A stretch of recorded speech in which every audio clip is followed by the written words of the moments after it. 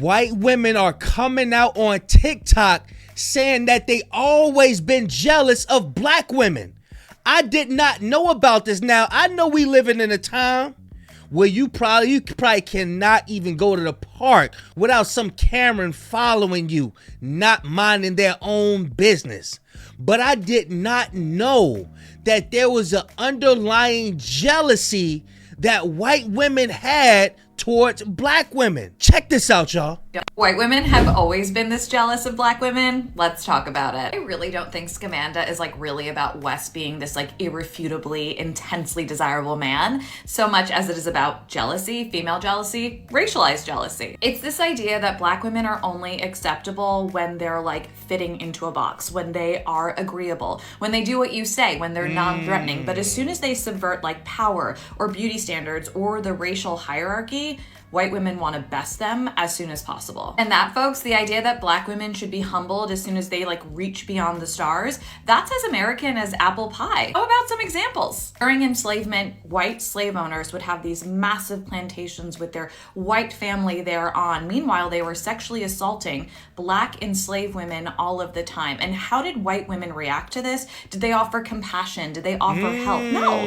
They were angry, they were mad, they were violent towards these women who were victims. There was no sense of female solidarity, only that these white women wanted to best these women that they had enslaved, and so were born the stereotypes of the Jezebel. And I get it, because the white men had a lust towards the black women, and their white women was jealous of that. And you gotta remember people like Sarah Bartman, who had the round part in the back, right? They even put her in the zoo. And then they start putting these wires in their skirts. White women start putting wires in their skirts to make it seem like they had a big round pine part. The sapphire, the trope that black women are hypersexualized temptresses who just want to steal white men from them. Or how about the Tian laws in New Orleans? The idea that black women would walk around with their beautiful, gorgeous black hair, and white women felt that like their men were attracted to it, that these black women had become too tempting, too beautiful, and they wanted to stop it. So what did they do? They demanded legislation to force these black women to cover their hair, right? Like these black women were too beautiful and they were too much competition for the attention of white men. So they outlawed their hair. Or how about the modern day pet to threat phenomenon? The idea that when black women enter into a corporate workplace, they're celebrated. Oh my God, she's so funny, right? There's like all of the microaggressions, like the snapping of the fingers. Yeah, girl. Until that black woman inevitably becomes really good at her job, becomes better than everyone else. And then suddenly she's a threat. She's a threat to the social order. She's suddenly a threat to these white women. And they try to get them fired as soon as possible. This jealousy. Y'all know how our sisters are at the workplace. They can multitask like a motherfucker. I'm telling you, they teach everybody what to do on the job. Is like so overwhelming for certain white women that they've tried to appropriate black women and their features and their culture, all while ousting them, right? Like, what is the origin of lip filler in this country? Why does every white woman want to have larger lips? Or there's the whole BBL crisis. Like, what's that about? Or suddenly, like, you're doing mermaid braids or whatever the hell you call them. You're just appropriating black culture. You're taking the whole faces of black women and like calling it your own. It's psychotic. White women do get insecure when white men date outside of the white race. One of the most notable examples of this is Taylor Swift's reaction to Travis Kelce's exes.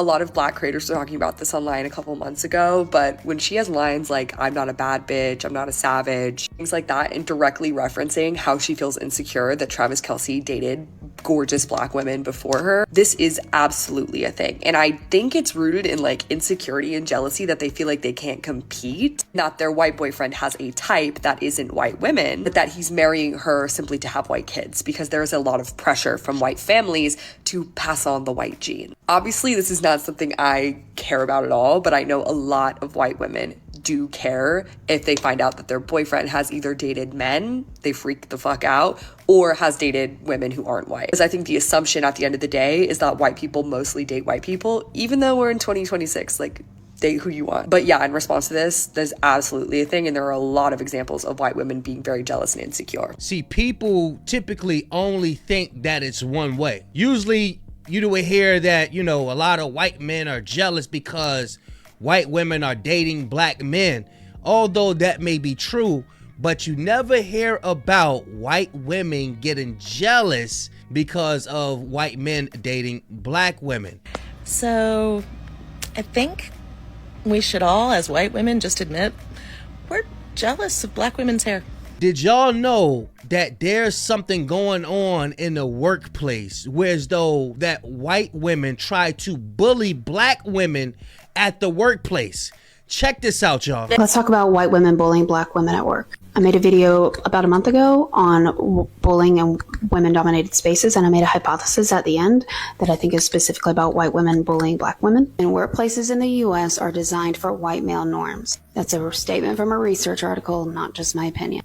Workplaces in the U.S. were modeled after. Sisters, let me know in the comment section, have you ever been at the workplace and you getting things done? You know how to get the ball rolling, and your supervisor may be white. He may be rewarding you or whatever, and you see some white women giving you the side eye. So we got a sister right here says, I got fired from my last job for this. They were hating on me bad. I did nothing to them, by the way. After military and sports, they value competition, and there can only be one winner. So a lot of women feel the pressure to be pick-me's professionally and to show that competitiveness, that dominance among the only other people they feel like they can, which is other women. And this is in hopes that the men in power will see them and reward them for that behavior and see them as one of the boys. Direct quote from this article: if there is a perceived lack of rewards for females throughout the corporate structure, the competition for power among women may be intensified. Because feminine traits, skills, and qualifications and accomplishments are undervalued in a masculine system, certain women may feel a greater need to demean other women in order to protect the little power base that they have already achieved. And doing this reinforces the harmful patriarchal structures that the women are already working in. And the men get off hands-free because they're not doing it. And they might actually promote the woman who does it because she reinforces the traditional structure, keeps their power, and they don't get blamed for it. And this isn't in the article, but based on what I have learned from black women, I think this is part of why black women would rather be in a room with a white man than a white woman because of this tendency. Because who are women going to bully is a woman that is perceived to be in lower status. And with the racial hierarchy that nobody likes to talk about, black women are perceived as being of a lower status to white women.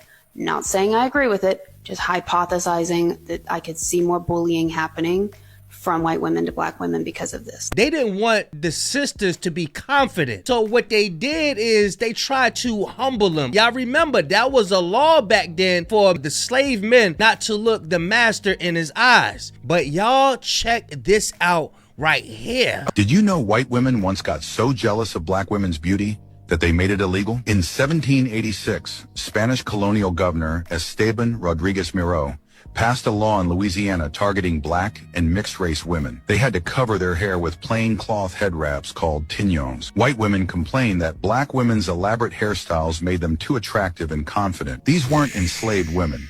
They were free women of color with economic independence and relationships with white men. The law was designed to humiliate them, to strip away their dignity and beauty. But black women had other plans.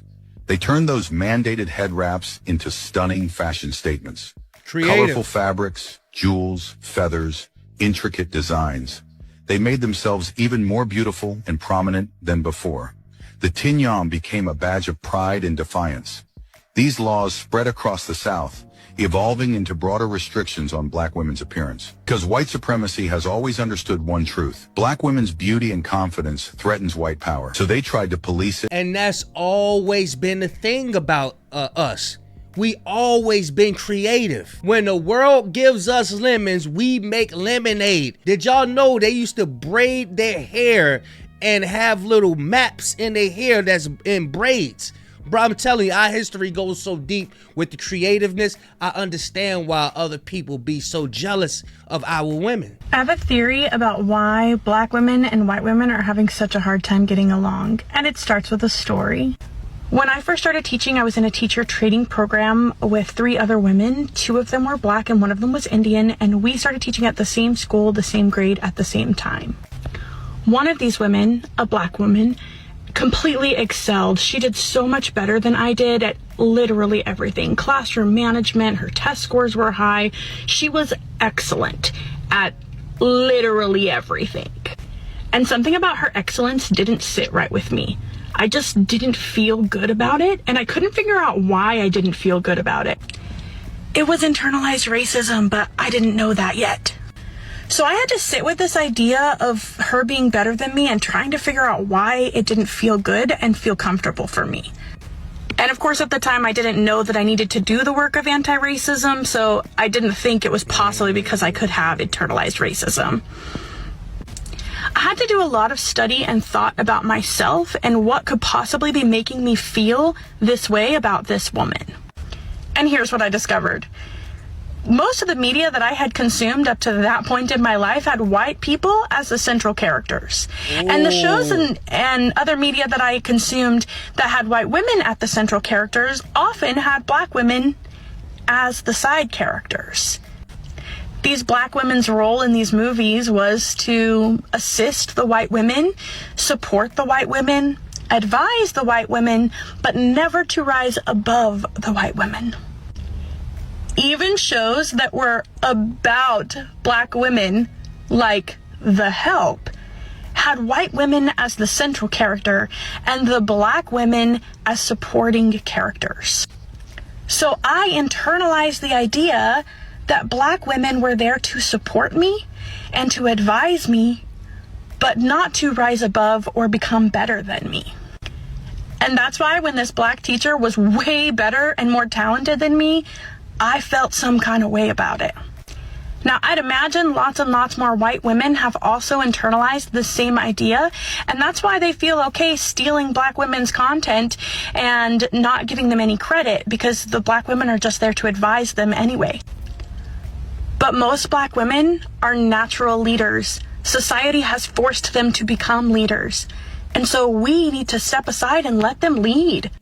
Even if it means checking our privilege and letting them lead us. And this is why I say image is everything. Because when you look at the movies, the magazines, if everybody is white, what type of confidence do you think our people gonna have versus white people? White people are gonna walk around with their head high because they are the main characters in the movies. They are the ones on the shampoo commercials, the deodorant, the toothpaste commercials. They are shown as being the leaders on everything. Even in the movies, we are just the assistants. Even when we have a lead role in the movie, you're gonna have a white chaperone as a leading black actor. Take the movie Blade for an example. Blade couldn't do nothing without that white guy. Where's the serum? Let's not forget about the doll test. Y'all know what the doll test is. If you haven't seen the doll test, look it up, because I done explained that about 1,000 times. But y'all get in the comment section, man. Let me know, have you experienced this on the job? Get in the comment section and share your experiences. Make sure you hype. Make sure you subscribe. Big Kish signing out. Gone, y'all.